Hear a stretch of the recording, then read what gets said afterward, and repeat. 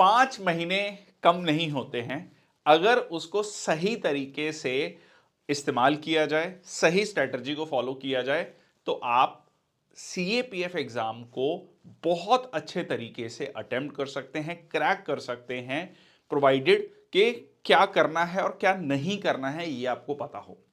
ये आज के सेशन में हम डिकोड करने वाले हैं और मैं आपको बताऊंगा कि प्रैक्टिकल स्टेप्स जो आप ले सकते हैं सीएपीएफ 2026 के लिए, और जिससे आप एग्जाम रेडी बन सकते हैं, बहुत अच्छे तरीके से पेपर 1 और पेपर 2 कवर कर सकते हैं। शुरुआत करते हैं सेशन की। जय हिंद, वंदे मातरम। मैं आपका स्वागत करता हूं टीम निष्ठा चैनल पर। सबसे पहले तो बात कर लेते हैं थोड़ा सा सीएपीएफ पेपर 1 का ना सब्जेक्ट वाइज एनालिसिस देख लेते हैं। इट इज वेरी इंपॉर्टेंट क्योंकि बहुत सारे बच्चों को ये डाउट रहता है कि कौन से सब्जेक्ट पढ़ना है, कौन सा नहीं पढ़ना है। किसी ने देख लिया कि लास्ट ईयर सीएपीएफ 2025 में पॉलिटी के 4 ही क्वेश्चन पूछे कि सर पॉलिटी छोड़ जाते हैं। ये भूल मत करना, ठीक है। या इकोनॉमी के क्वेश्चन कम थे या उस साल ज्यादा थे, तो मतलब यू हैव टू अंडरस्टैंड कि ये नंबर ऑफ क्वेश्चंस जो हैं वेरी करते हैं। वो आज हम सेशन में डिस्कस करेंगे। आगे बढ़ने से पहले ncrtquiz.com, जिसके बारे में मैं आगे सेशन में भी चर्चा करूंगा, जिसमें आपके चैप्टर वाइज क्विजेस हैं जो आपको सर्टन एनसीईआरटीज के क्वेश्चंस को बताएगा, उसका एनालिसिस बताएगा, उसको आप कॉम्प्रिहेंड कर सकते हो, रिवाइज कर सकते हो, इवेल्युएट कर सकते हो और देख सकते हो कि आपके कौन कौन से कंसेप्ट्स वीक हैं और जिनको आपको दोबारा पढ़ने की जरूरत है। इसके अलावा आपके कोर्सेज हैं टीम निष्ठा ऐप पर जाकर आप देख सकते हैं। सुदर्शन बैच है, आपका जो है लक्ष्य बैच है। So this is a brief introduction about me. I am Sandeep Bansal and next है आपका क्वेश्चन वाइज सीएपीएफ 2025 की अगर हम बात करें तो हिस्ट्री के 21 क्वेश्चन, ठीक है। हिस्ट्री के 21 क्वेश्चन में से एंशियंट हिस्ट्री के 9 क्वेश्चन, ठीक है। मॉडर्न मेडिएवल हिस्ट्री के 5 क्वेश्चन। अगर आप एंशियंट और मेडिएवल छोड़ के जा रहे हैं, कंप्लीटली छोड़ के जा रहे हैं और पेपर में एक भी क्वेश्चन अटेम्प्ट नहीं कर रहे, there are very high chances that you will not get selected, ठीक है। क्योंकि 125 में से 14 क्वेश्चन आपने सीधा छोड़ दिए। बाकी क्वेश्चन भी इतने आसान नहीं है कि मैं वो सारे के सारे कर लूंगा। अगर मैं cut off just barely clear कर रहा हूं कट ऑफ, तो देर आर हाई चांसेस के फाइनल लिस्ट में नाम नहीं आएगा। So you have to understand one thing कि मुझे कोई भी एरिया छोड़ के नहीं जाना है, ठीक है। मॉडर्न हिस्ट्री के 7 क्वेश्चन, करंट अफेयर्स के काफी ज्यादा क्वेश्चन थे इस बार, ठीक है। स्टैटिक जीके भी पूछ रहा है, ठीक है। ये अलग से हमने इस चीज को मेंशन किया स्टैटिक जीके को, क्योंकि लाइक इंटरनेशनल ऑर्गेनाइजेशंस जो आपका इंपॉर्टेंट है, सीधा सीधा क्वेश्चन पूछ रहा है। इवन नेशनल ऑर्गेनाइजेशन, नेशनल कोई स्कीम्स हैं, वो सारी चीजें, ठीक है। ज्योग्राफी के 15 क्वेश्चन, पॉलिटी के इस बार कम थे, इकोनॉमिक्स के कम थे, इंडियन इकोनॉमी के 6 क्वेश्चन, ठीक है। इसके अलावा अगर आप बाकी पिछले सालों में देखेंगे थोड़ा सा, मतलब लाइक देखो, जब भी आप पेपर की स्ट्रेटजी बनाते हैं तो एक साल को नहीं देखते हैं। ये इकोनॉमी के बहुत कम थे, पॉलिटी के बहुत कम थे, ये मैं दोनों छोड़ के चला जाता हूं। It can be a big blunder, ठीक है। उसका रीजन समझ लीजिए। अच्छा, इसमें सॉरी, मैथ्स और रीजनिंग के एक स्लाइड मिस हो गई मेरे से। मैथ्स के थे, मैथ्स और रीजनिंग के दोनों के मिला के थे 15-16 क्वेश्चन थे, ठीक है। कंप्यूटर के 5 क्वेश्चन थे, ठीक है। कंप्यूटर के 5 क्वेश्चन थे। सो वो भी आपको जो है देखना है सीएपीएफ 2025 में। अच्छा, अब मैं थोड़ा सा ये देख लेता हूं। देखो, इकोनॉमी के 4, 8, 14, 12 आप सोच के गए कि भाई 4 क्वेश्चन ही आएंगे, पूछ लिए 14 क्वेश्चन। पहला पॉइंट ये ध्यान रखना है, ठीक है। साइंस के आप सोच के गए 18 क्वेश्चन है, ठीक है। इसको थोड़ा लाइटली लिया जा सकता है, 28 पूछ लिए, ठीक है। एंशिएंट हिस्ट्री के बीच में किसी किसी बार में एक पूछ लिया, 5, 3 पिछले साल फिर काफी ज्यादा क्वेश्चन पूछे हैं, ठीक है। पॉलिटी, पॉलिटी आप देखो लास्ट ईयर थोड़ा ज्यादा कम था, बट कंसिस्टेंटली 15-16 क्वेश्चन रहते हैं, ठीक है। जनरल मेंटल एबिलिटी अगेन 15 से 20 क्वेश्चन वेरी, मतलब आपको मिलते हैं उसमें। करंट अफेयर्स, ठीक है जी। ये है आपका 2022 का एनालिसिस और फिर मैं 2024 का देख लेते हैं। अब यहां पे भी देख लो, general mental ability, general science, ये 30 से 35 मैंने मतलब इसलिए लिखा है कि कुछ क्वेश्चन करंट अफेयर या स्टैटिक जीके में भी हम उसको देख लेते हैं, ठीक है। तो इसलिए उस चीज को लिखा है, ठीक है। नेक्स्ट अगर आप 2024 की बात करेंगे तो पॉलिटी एंड इकोनॉमिक्स, ठीक है, ये हो गया। ज्योग्राफी, हिस्ट्री, करंट अफेयर्स, ये आपके क्वेश्चंस हो गए। So the idea first of all is, यहां पर एक चीज जो हमें समझनी है कि जो आपके क्वेश्चंस हैं वो फिक्स नहीं हैं। बहुत इंपॉर्टेंट पॉइंट है ये, मेरे से एक बहुत ही स्टैंडर्ड डाउट पूछा जाता है बहुत बार, बहुत स्टूडेंट पूछते हैं सर हम ये सब्जेक्ट छोड़ दें, इकोनॉमिक्स छोड़ दें, या हम एंशिएंट मेडिवल छोड़ दें। नहीं छोड़ के जाना है। अब आप कहोगे कि अगर नहीं छोड़ के जाना है तो क्या सारा कुछ पढ़ के जाना है? इज इट पॉसिबल कि हम सब कुछ पढ़ लें?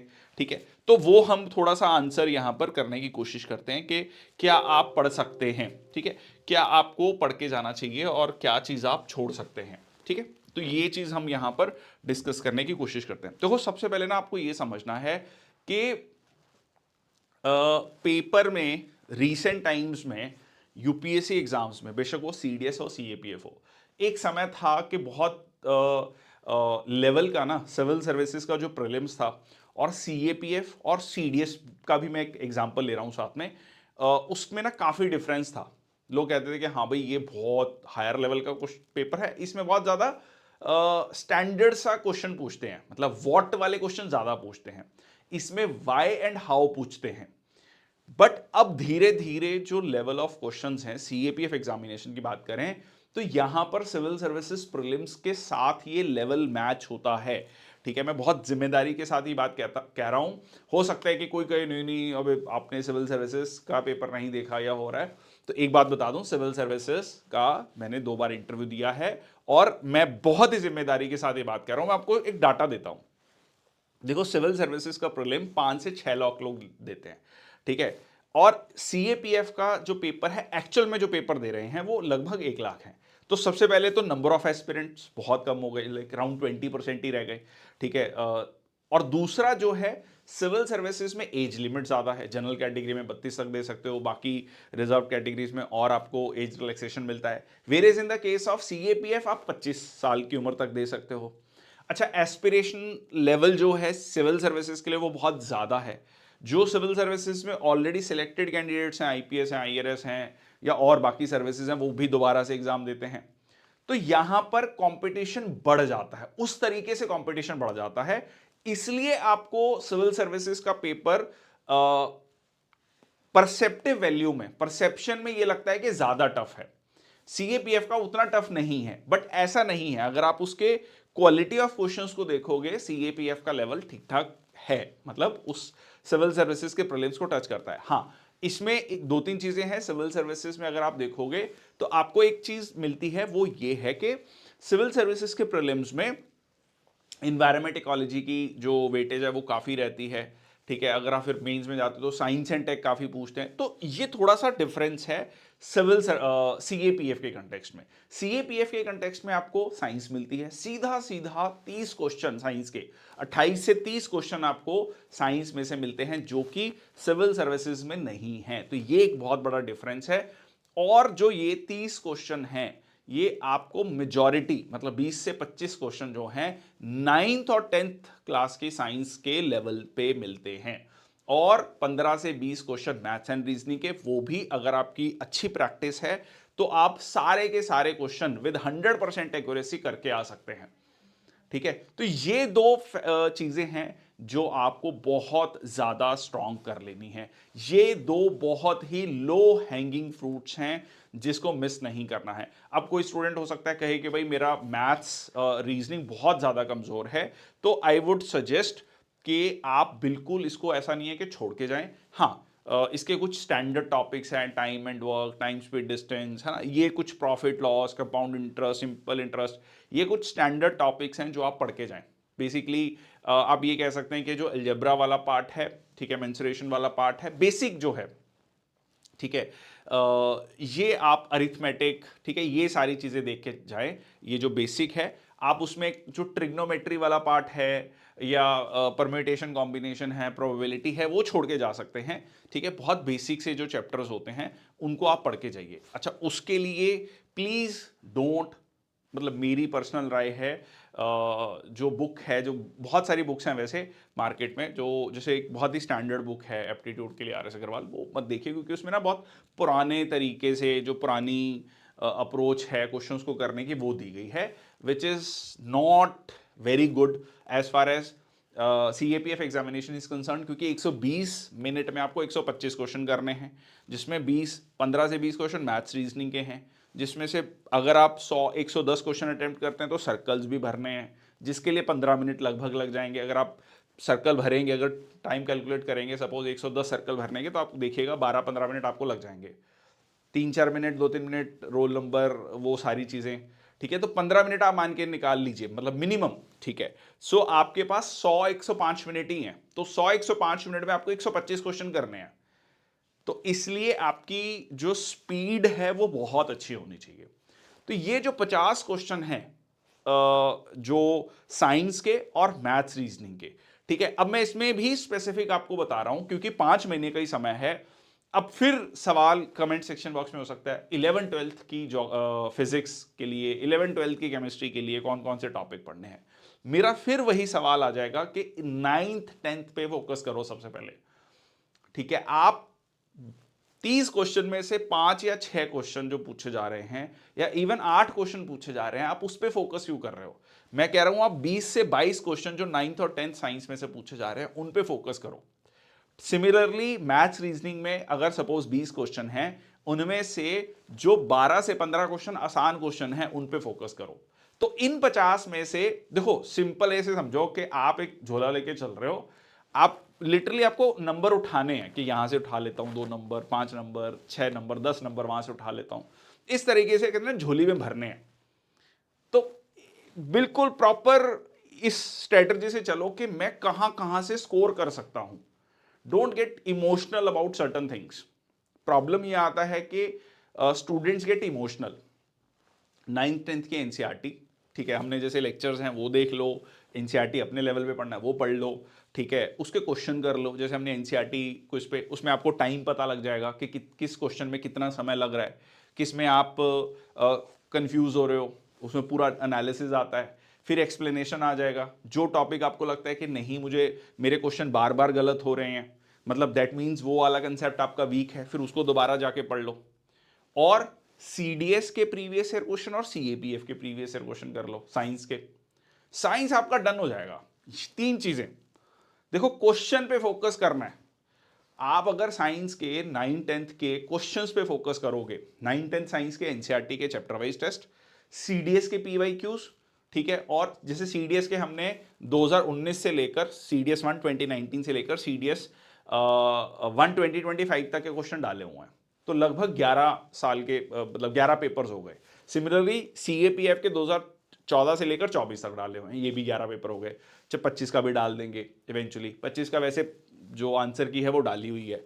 तो इतना सारा क्वेश्चन बैंक जब आप कर लोगे साइंस का, उसके बाद आपको सोचने की जरूरत नहीं है, ट्रस्ट मी, ठीक है। तो ये हो गया आपका साइंस, ये हो गई आपकी 20 से 22, 20 से 25 क्वेश्चन की कहानी। सिमिलरली मैथ्स की कहानी, ठीक है। मैथ्स के लिए क्या करो, मैथ्स के लिए आप हमारे चैनल पे एफकैट के जो मैथ्स के प्रीवियस ईयर क्वेश्चंस हमने डाले हैं, मैथ्स और रीजनिंग के भी, ठीक है, वो जाके देख लो। क्योंकि अगर आप सीएपीएफ का मैथ्स रीजनिंग देखोगे, वो काफी सिमिलर लेवल है एफकैट वाले लेवल पे। तो एफकैट का एक हमने मैराथन डाला हुआ है, मैथ्स का भी और रीजनिंग का भी, प्रीवियस ईयर क्वेश्चन का, वो देख लो जाके, ठीक है। प्लस लेक्चर्स देख लो, प्लस ऑब्वियसली सीएपीएफ के पीवाईक्यूज वो भी डाले हुए, वो देख लो। तो ये हो गया। इससे आपका ये जो 50 क्वेश्चन हैं मैथ्स के और साइंस के, इसमें से मैंने आपको मोटा मोटा 40 क्वेश्चन की कहानी बता दी, ठीक है। ये 40 क्वेश्चन अच्छे से प्रैक्टिस हो गए। इस 40 में से लिटरल सेंस में अगर मैं कहूं, आप 90% एक्यूरेसी अचीव कर सकते हो। अगर आपने इसमें 90% एक्यूरेसी अचीव कर ली, ठीक है, 40 में से 35-36 क्वेश्चन, 70 मार्क्स हो गए यहीं पे, ठीक है, बिल्कुल प्रैक्टिकल सेंस में चल रहे हैं। फिर हम चलते हैं हमारा नेक्स्ट जो है आर्ट्स वाले सब्जेक्ट। आर्ट्स वाले 4 सब्जेक्ट में, हिस्ट्री, ज्योग्राफी, पॉलिटी, इकोनॉमी। अब इसमें ज्योग्राफी और polity consider to be comparatively easier vis-a-vis history, economy भी, ठीक है। अब कईयों को इकोनॉमी अच्छा लगता है तो उनके लिए ज्यादा टफ नहीं है, बट ये 2 टॉपिक आपके बहुत आसान है, ज्योग्राफी और पॉलिटी कंपैरेटिवली। अब आप कहोगे पॉलिटी में तो लास्ट टाइम क्वेश्चन नहीं आएंगे थे, ये कोई गारंटी नहीं है। ये स्टॉक मार्केट वाली कहानी है कि पास्ट परफॉर्मेंस से आप म्यूचुअल फंड्स को जज ना करें, ठीक है, invest eight your own risk. तो यहाँ पर भी वही कहानी है कि आप अगर पेपर नहीं पढ़ रहे हैं, सब्जेक्ट छोड़ के जा रहे हैं, कि भी लास्ट ईयर ने पूछा था go to examination hall at your own risk. तो ज्योग्राफी और पॉलिटी, ठीक है, अब इसका देख लेते हैं। अब ज्योग्राफी और पॉलिटी की भी यही कहानी है कि भाई ज्योग्राफी के देयर आर सर्टन टॉपिक्स, ठीक है, जो कि बहुत ज्यादा पूछता है। जैसे आप अगर प्लेट टेक्टोनिक्स थ्योरी की बात करोगे, ठीक है जी, फिर उसमें हम ring of Pacific ring of fire की बात करेंगे, अर्थक्वेक्स एंड वॉल्केनोस की बात करेंगे, लैंड फॉर्म्स की बात करेंगे। अब ये आपको कैसे पता लगेगा कि मतलब ठीक है, मैंने बता दिया soil and vegetation, Indian physiography, ठीक है, रिवर्स से रिलेटेड क्वेश्चन काफी पूछता है। तो अब ये जो है आपने कर लेने हैं पहले ज्योग्राफी के पीवाईक्यूज, ठीक है, पहले सीएपीएफ के, ठीक है, और फिर आपने सीडीएस के कर लेने हैं, ठीक है। तो आपको एक आइडिया हो जाएगा कि यार इस ये वाले क्वेश्चन पूछता है। तो अब जो है, अब नेक्स्ट स्टेज आपकी दो दो चीजें हो सकती हैं। एक तो अगर आपने लेक्चर जहां से भी पढ़े हैं उन लेक्चर्स को रिवाइज कर लो, अगर बेस्ट उससे भी बेटर ऑप्शन ये है कि क्वेश्चंस करो, ठीक है, क्वेश्चंस कर सकते हो। अब अगर आप क्वेश्चन देखोगे ज्योग्राफी के भी, तो वो आपको सीधा सीधा 11th और 12th क्लास की ज्योग्राफी के क्वेश्चंस मिलेंगे। हमने 4 एनसीईआरटीज हैं, उनके क्वेश्चन चैप्टर वाइज डाल रखे हैं। हमने इवन क्वेश्चन बनाने शुरू कर दिए हैं, प्रैक्टिकल वर्कबुक इन ज्योग्राफी करके है, उसमें से भी क्वेश्चन पूछ रहा है आजकल। लैटिट्यूड लॉन्गिट्यूड, वो लास्ट ईयर 179 था, 180 था, जिसमें बहुत लोग कंफ्यूज थे, वो क्वेश्चन भी आपका सीधा सीधा एनसीईआरटी से था। तो इस तरीके से जो क्वेश्चंस हैं वो आपका पूछ रहा है। तो कहने का मतलब ये है कि 4 एनसीईआरटीज उसके चैप्टर वाइज टेस्ट कर लो, क्योंकि उसमें से आपको सीधा सीधा क्वेश्चन मिल जाएंगे, और वही आपका मतलब एक मेन सोर्स है यूपीएससी के लिए। या फिर आप ये कर सकते हो कि जो मैराथन सेशन है ज्योग्राफी का वो देख लो, आपको सारा आइडिया हो जाएगा क्या है, और क्वेश्चंस पे अटेम्प्ट करो। रिवर्स इंजीनियरिंग मैंने एक वीडियो बनाई थी रिवर्स इंजीनियरिंग वाली, प्लीज वो जाकर देख लेना। It plays a very important role in cracking the examination, especially when you have a huge syllabus. तो आपको समझ नहीं आ रहा मैं क्या पढ़ूं क्या छोड़ के जाऊं, तो उस केस में ये जो रिवर्स इंजीनियरिंग वाली टेक्निक है, it's a mind blowing technique, ठीक है, जो आपको कम समय में ज्यादा इफेक्टिवनेस देती है। तो ज्योग्राफी हो गया, ज्योग्राफी के अगेन पीवाईक्यूज, सीएपीएफ के, सीडीएस के, और चैप्टर वाइज टेस्ट हो गए, और मैराथन सेशन हो गया। ये इतना तो करना ही करना है। अगर आप ये कर लिया ज्योग्राफी में, ट्रस्ट मी 20 में से आपके 15-16 क्वेश्चन डन है, ठीक है, मतलब बहुत कंफर्टेबली आप इतने क्वेश्चन कर सकते हो। नेक्स्ट आता है पॉलिटी। पॉलिटी भी अब एक बहुत बड़ा स्टूडेंट्स के लिए एक जो है टफ टास्क रहता है। क्यों? क्योंकि एक तो बहुत सारी चीज़ें हैं, मतलब उसमें क्या है कि एक्सेप्शंस, कि भाई ये चीज़ है, कहाँ पर स्पेशल मेजॉरिटी, कहाँ पर इफेक्टिव मेजॉरिटी, कहाँ पर सिंपल मेजॉरिटी, ये सारी चीज़ें, constitutional body, non constitutional bodies, parliament, fundamental rights. अब इसके लिए क्या है, एक स्टैंडर्ड, बहुत ही स्टैंडर्ड बुक है, सबको पता है, ठीक है, Laxmikanth. But the thing is कि वो काफ़ी बल्कि बुक है, इस टाइम पे पढ़ने जाओगे नहीं पूरी होगी, उसके लिए तो मतलब like you should have a dedicated time. अब उसके लिए what you can do is again PYQs, ठीक है, सीडीएस और सीएपीएफ, पहले सीएपीएफ के फिर सीडीएस के, ठीक है। उसके बाद आपने करने हैं सर्टन क्वेश्चंस। अब इसमें भी अगर आप देखोगे तो पॉलिटिकल साइंस, जैसे 12th क्लास की पॉलिटिकल साइंस है, Indian politics since independence, contemporary world politics. अब कंटेम्प्रेरी वर्ल्ड पॉलिटिक्स वाली अगर आप एनसीईआरटी देखोगे, उसमें से जो स्टैटिक जीके वाला पार्ट है, सीधा सीधा क्वेश्चन उसमें से आ रहे हैं, ठीक है। फिर आपकी 11th क्लास की एनसीईआरटी है इंडियन कॉन्स्टिट्यूशन एट वर्क, ठीक है, उसमें से भी डायरेक्ट फैक्ट्स उठा के पूछता है, ठीक है। तो वो वाली एनसीईआरटीज के आपने क्वेश्चन कर लेने हैं, क्लियर है। और जो है कोशिश करना है कि कोई मैराथन सेशन उसको लेकर आप देख लो, और जहां से भी आपने नोट्स बनाए हैं उतना पढ़ लो, मतलब उसको थोड़ा सा सिलेक्टिवली पढ़ो, मतलब सारी चीजें मत पढ़ो उसमें। जैसे आपको पता है भी पार्लियामेंट इंपॉर्टेंट है, आपको फंडामेंटल राइट्स इंपॉर्टेंट है, constitutional non constitutional bodies important है, इमरजेंसी प्रोविजंस इंपॉर्टेंट है, कोई स्पेशल लेटेस्ट जो कह लीजिए इम्प्रूव मतलब जजमेंट्स हैं, या कोई कुछ इंपॉर्टेंट चीज़ें आई हैं करंट अफेयर्स में, वो इंपॉर्टेंट हो जाती हैं, ठीक है। ये हो गया आपका पार्ट। नेक्स्ट जो है आपका आ गया हिस्ट्री एंड इकोनॉमी। इकोनॉमी के लिए पहले इकोनॉमी की बात कर लेता हूं। इकोनॉमी के लिए इकोनॉमी के बेसिक कॉन्सेप्ट्स लेक्चर्स में आपको मिल जाएंगे, प्लीज उसको जाकर देख लीजिए, बहुत इंपॉर्टेंट है, बहुत कॉम्प्रिहेंसिवली हमने कवर किया हुआ है। उसके अलावा 3 वीडियोस डाली है मैंने, बजट, पहले इकोनॉमिक सर्वे, फिर बजट और फिर फाइनेंस कमीशन की रिकमेंडेशन। इन 3 वीडियो में से मैं आपको बिल्कुल बहुत ही जिम्मेदारी के साथ कह रहा हूं, आप पेपर के बाद मैं आपको शो करूंगा कि देखो ये वाला ये क्वेश्चन आपको इस वीडियो में यहां से मिला था।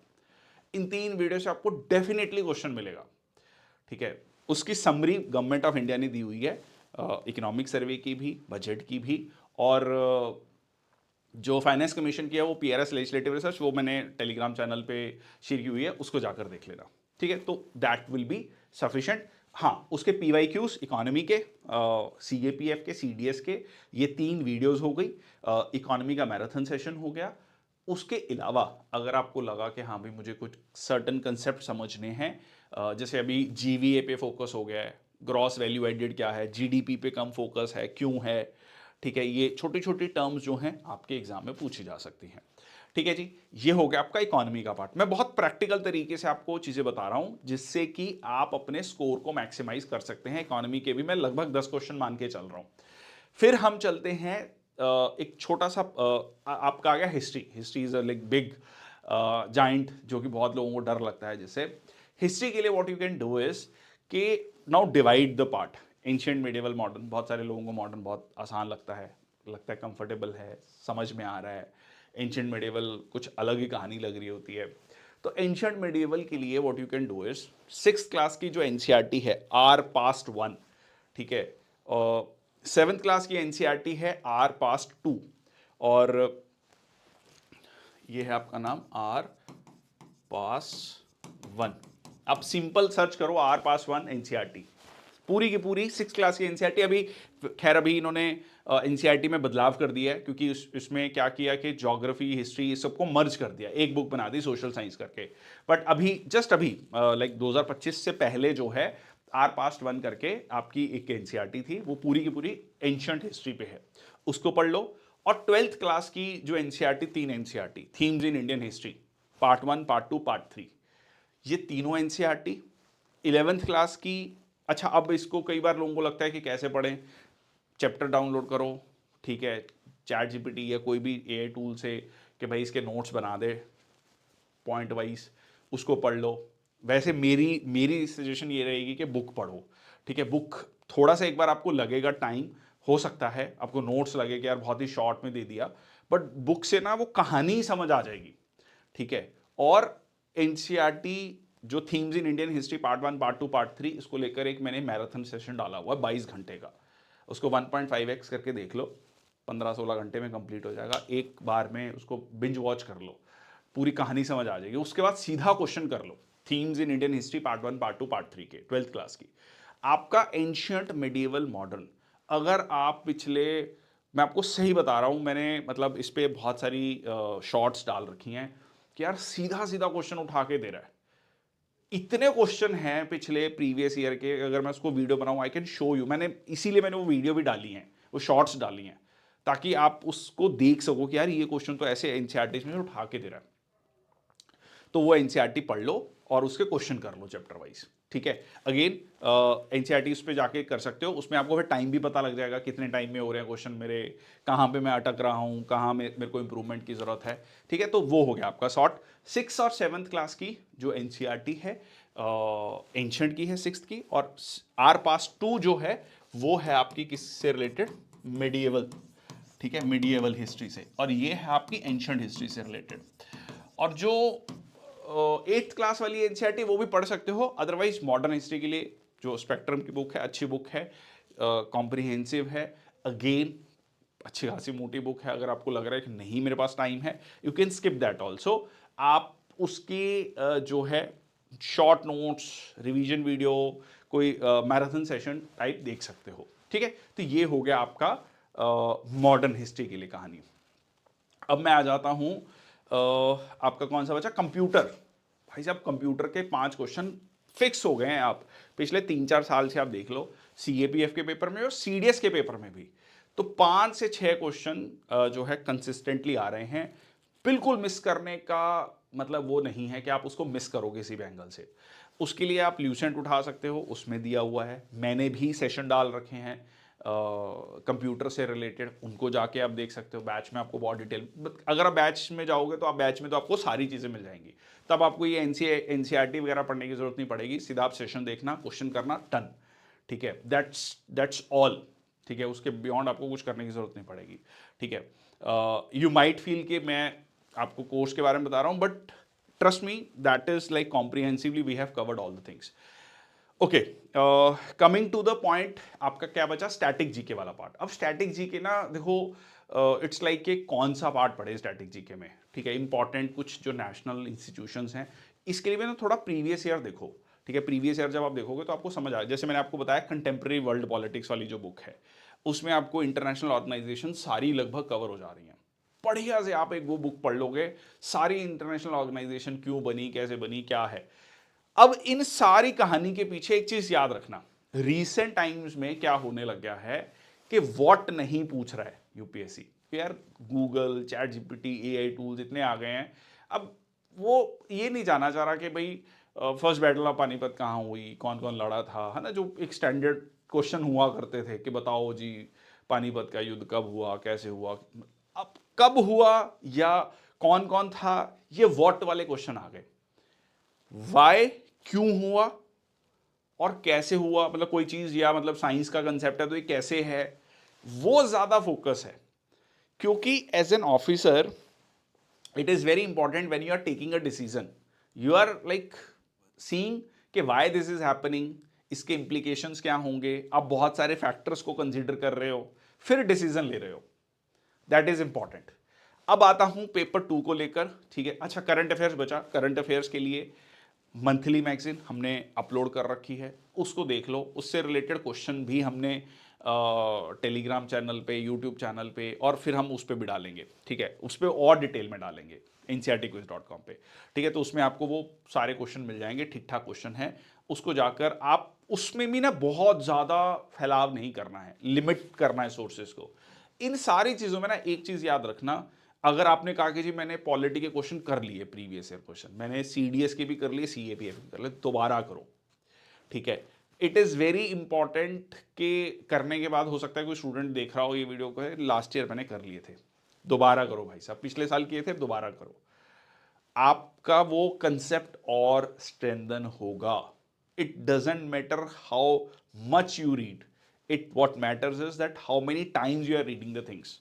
ठीक है, लिमिटेड, बट वो रिकॉल वैल्यू ज्यादा होनी चाहिए पेपर में। ठीक है, वो फौज की कहा है कि भाई doesn't matter how many weapons you have, but how effective weapons you have. ठीक है, एक है बट वो बहुत इफेक्टिव है, दैट व्हाट मैटर्स। ठीक है, तो अब कहानी चलते हैं सीएपी पेपर 2 के लिए। पेपर 2 के लिए मैं पहले भी कई सारे सेशन ले चुका हूं, वो अभी भी लागू है। पिछले 4-5 साल के 5 साल के पेपर उठा लो, उसमें ऐसे जो ऐसे दिए हैं, अब आप कहोगे 5 साल वाला ऐसे, भाई वो 5 साल वाला टॉपिक आज भी वैलिड है। ठीक है, वो एक इंडिकेटिव है। अगर मान लो 6 ऐसे हैं तो 6 में से इंटू 5, 30 ऐसे की बात कर रहा हूं मैं, बहुत लंबा चौड़ा नहीं है। उन 3 ऐसे, 2 आर्ग्यूमेंट राइटिंग, तो 5 साल के 10 आर्ग्यूमेंट राइटिंग हो गए, 2 रिपोर्ट राइटिंग, 10 रिपोर्ट राइटिंग हो गए। तो आप कहोगे उसका अब क्या फायदा? उससे आपको ट्रेंड समझ आएगा, आपको मोटा मोटा ये समझ आ जाएगा कि यार एक बायलेटरल इश्यूज पूछ रहा, बायलेटरल इश्यूज कितने चल रहे हैं, कितनी सारी ट्रेड डील चल रही हैं। ठीक है, जियोपॉलिटिक्स में तो मतलब उठापटक पूरी चल रही है। इकोनॉमिक इश्यूज कितना फोकस है गवर्नमेंट का। ठीक है, सोशल इश्यूज पूछेगा, एक फिलोसफिकल जनरली ऐसे पूछ लेता है, एक सिक्योरिटी से रिलेटेड पूछ लेता है। तो थीम वाइज 10-10 टॉपिक तैयार कर लो बढ़िया से। अब वो 10 टॉपिक जो है वो इंडिकेटिव हैं, उसका डाटा आप इंटरचेंजेबली बाकी टॉपिक्स में यूज कर सकते हो अकॉर्डिंगली। उसमें 2 technique, pastel technique, political, economic, social, technological, environmental, legal, international, ये सारी चीजें जब आप देखोगे सोचने के लिए कि इसका पॉलिटिकल एंगल क्या है, ये हो गया। और दूसरा उसका ब्रह्मास्त्र है 5W 1H, what, why, how, when, where. ठीक है, तो इस टॉपिक का भाई ये क्या है, क्यों है, कैसे है, कब है। ठीक है, कौन कौन इसमें इन्वॉल्व है। तो ये सारी चीजें जो हैं आपको आंसर लिखने में मदद करती हैं। तो जब आप आंसर राइटिंग कर रहे हो, इन दो कंसेप्ट को, पेस्टल को और व्हाट वेयर व्हेन हाउ, ये सारी चीजों को दिमाग में रखो और उसके अकॉर्डिंगली अपने दिमाग को ट्रेन करो। Again it is not a matter of knowledge. मैं सही बता रहा हूं, मैं बहुत बार कहता हूं कि पेपर टू नॉलेज का गेम है। मैं ये नहीं करूंगा कि नॉलेज बिल्कुल नहीं चाहिए, फिर मैं लिखूंगा क्या, but it is more of a skill. ठीक है, answer writing is a skill. वो स्किल डेवलप होगी जब आप एक टेक्निक है, टूल्स हैं, उनको यूज करोगे। It is purely cooking, driving, swimming, it's a skills. Speaking is a skill. तो आपको वो टूल्स और टेक्निक्स को दिमाग में रखना है। ठीक है, ड्राइविंग करते वक्त क्या क्या चीजें ध्यान रखनी है, कैसे चलाना है, क्या है, तो वो वाली कहानी है यहां पर भी। तो वो निटी ग्रिटीज आपको समझनी पड़ेगी और उसकी प्रैक्टिस करनी पड़ेगी। वो आखिरी के 15 दिन, 2 महीने, महीना, मैं सिर्फ जो है 2 महीने में भी अगर आप कर लोगे, मैं सही मानता हूं कि कोई व्यक्ति 60 दिन भी लगातार 1 घंटा लगा ले तो बहुत बढ़िया है, उससे भी उसका बहुत अच्छा पेपर 2 हो सकता है। और जो ग्रामर है, जो आखिरी में 25 नंबर की ग्रामर है, ठीक है, वो बहुत लोग मिस करते हैं। उसमें आप 25 में से 25 नंबर ले सकते हो। ठीक है, प्रेसी राइटिंग में बहुत लोग, प्रेसी राइटिंग में लोगों को लगता है बस उठा के सेम लाइन लिख दी। आपने सेम लाइन लिख दी, मार्क्स नहीं मिलेंगे, मेरे से गारंटेड लिखवा लो आप। समरी है, अपने शब्दों में लिखनी होती है। ठीक है, वो उसको लेकर वीडियो मैंने बना रखी है, प्रेसी राइटिंग को, उसको जाकर देख लो। ठीक है, कॉम्प्रिहेंशन, इन सब, इस जो ये पार्ट है ना 60 मार्क्स का, ये ऐसे, आर्गुमेंट राइटिंग, रिपोर्ट राइटिंग को छोड़ के 60 मार्क्स का पेपर है। इसको बहुत लोग करके नहीं जाते हैं प्रैक्टिस। और ये 60 मार्क्स का पेपर ऐसा है जिसमें आप 40-50 तक स्कोर कर सकते हो। आप सोचो कि आप टारगेट कर रहे हो 90 मार्क्स प्लस का, 60 में से 40 नंबर, 50 नंबर आप इसी में स्कोर कर सकते हो, ये छोड़ के जा रहे हो। ठीक है, वो कहते हैं ना कि फोकस ही अलग जगह है। तो ये प्रैक्टिस के साथ बहुत अच्छे से आप बहुत अच्छा कर सकते हो। तो इसको फोकस करो, और इसके लिए कोई कॉम्प्रिहेंशन आपको कहीं और जाने की जरूरत ही नहीं है। 10 साल के पेपर उठाओ, 10 कॉम्प्रिहेंशन, 10 रिपोर्ट, 10 प्रेसी राइटिंग, 10 साल की ग्रामर, इतना कर लिया तो वैसे ही आपको पता हो जाएगा, पता लग जाएगा कि क्या पूछ रहा है। ठीक है, तो ये है आपका शॉर्ट इफेक्टिव तरीका। इस सारे तरीके में दो चीजें ध्यान रखना, प्रैक्टिस और रिवीजन। ये जिसने कर ली, बहुत ज्यादा रिवीजन, बहुत ज्यादा प्रैक्टिस, उसकी प्रोबेबिलिटी, उसके चांसेस बहुत ज्यादा बढ़ जाएंगे। और जिसने नहीं की, जिसने कहा कि नहीं नहीं मैं पढ़ूंगा अभी पहले बहुत अच्छे से और फिर आखिरी 1 महीने में करूंगा, मैं आपको मेरे से लिखवा लेना आप। ठीक है, मैं मतलब थोड़े हार्श हो सकता है, दिल को लग जाए, बुरा लग जाए, बट कभी कभी बुरा लगना थोड़ा ज़रूरी भी होता है। 1 महीने में अगर कोई कह रहा है कि जी मैं प्रैक्टिस करके जाऊंगा, नहीं होगा एग्जाम क्लियर। ठीक है, या फिर वो बस कट ऑफ ही क्लियर होगा। मतलब अगर वो भी तब हुआ है कि जब उसकी प्रीवियस तैयारी बहुत अच्छी है, मतलब उसका ना स्कूल टाइम से कंसेप्ट बहुत अच्छे हैं, तो है। प्रैक्टिस और revision are the two things which should be a top priority. ठीक है जी, so that's all from my side. I hope I have made myself clear. किसी का कोई डाउट है तो please let me know in the comment section box. Focus को shift करो।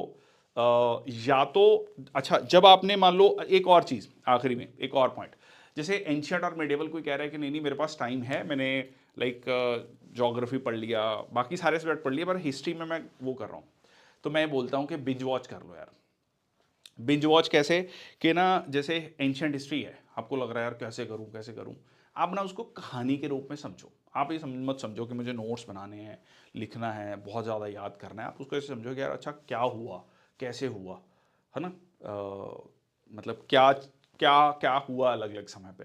तो उसको एक बार में ना बिंज वॉच कर लो, क्या होगा ना, बहुत सारी चीज़ें आप एब्जॉर्ब कर लोगे कहानी के रूप में।